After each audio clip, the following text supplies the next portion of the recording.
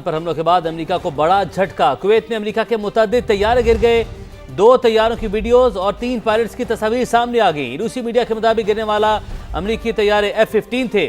کویتی وزارت دفاع سے جاری بیان میں کہا گیا ہے کہ تمام امریکی پائلٹ محفوظ ہیں اور انہیں طبی امداد کے لیے اسپتال منتقل کر دیا گیا ہے۔ طیارے گرنے کی وجوہات جاننے کے لیے تحقیقات کا عمل جاری ہے اور امریکی افواج کے ساتھ رابطے میں ہیں۔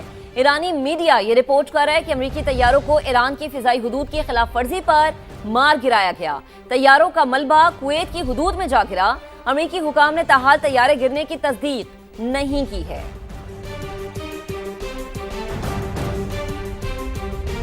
سعودی عرب نے ارامکو کے راسا تنورہ ریفائنری میں 2 ڈرونز مار گرائے ہیں۔ سعودی وزارت دفاع کے مطابق ڈرونز کا ملبہ گرنے سے ریفائنری میں معمولی آگ لگی۔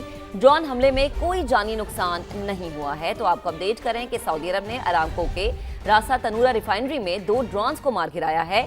سعودی وزارت دفاع کے مطابق ڈرونز کا ملبہ گرنے سے ریفائنری میں معمولی سی آگ لگی ہے۔ ڈرون حملے میں کوئی جانی نقصان نہیں ہوا۔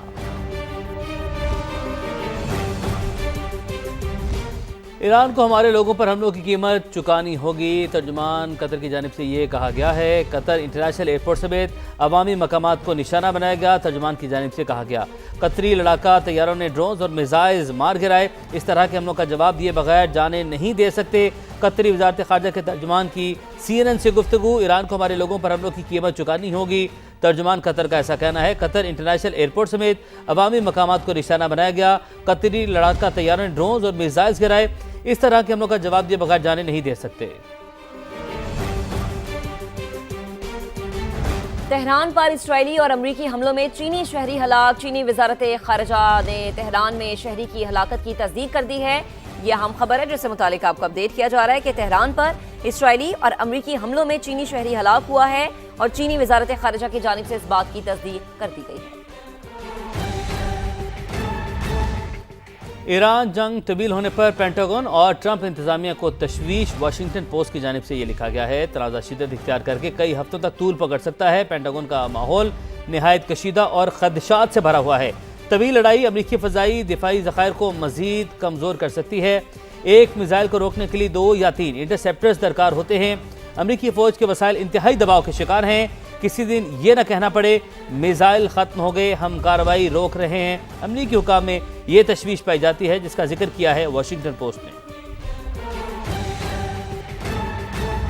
اور DGIA رافیل گروسی نے مشرق وسطی میں صورتحال کو انتہائی تشویشناک قرار دے دیا ہے۔ رافیل گروسی کا کہنا ہے کہ ایٹمی تابکاری کا خدشہ رد نہیں کیا جا سکتا۔ ایٹمی مواد پھیل گیا تو پورے شہر خالی کرنا پڑیں گے۔ ایران کے ہمسایہ ممالک میں تابکاری کی تاحال کوئی اطلاعات نہیں ملی۔ ہمیں امید ہے کہ ایران کے ساتھ رابطے جلد بحال ہو جائیں گے۔ ہمیں مذاکرات کی میز پر واپس جانا چاہیے۔ مشرق وسطی میں جنگ، خطے میں فلائٹ آپریشن درہم برہم، ہزاروں پروازیں منسوخ، لاکھوں افراد ضروریات کے مطابق سفر نہ کر سکے۔ ہوائی اڈوں پر پھنسے ہوئے مسافر الگ ہیں۔ غیر ملکی میڈیا کے مطابق گزشتہ روز مشرق وسطی میں 2800 فلائٹس کا شیڈول کینسل کر دیا گیا۔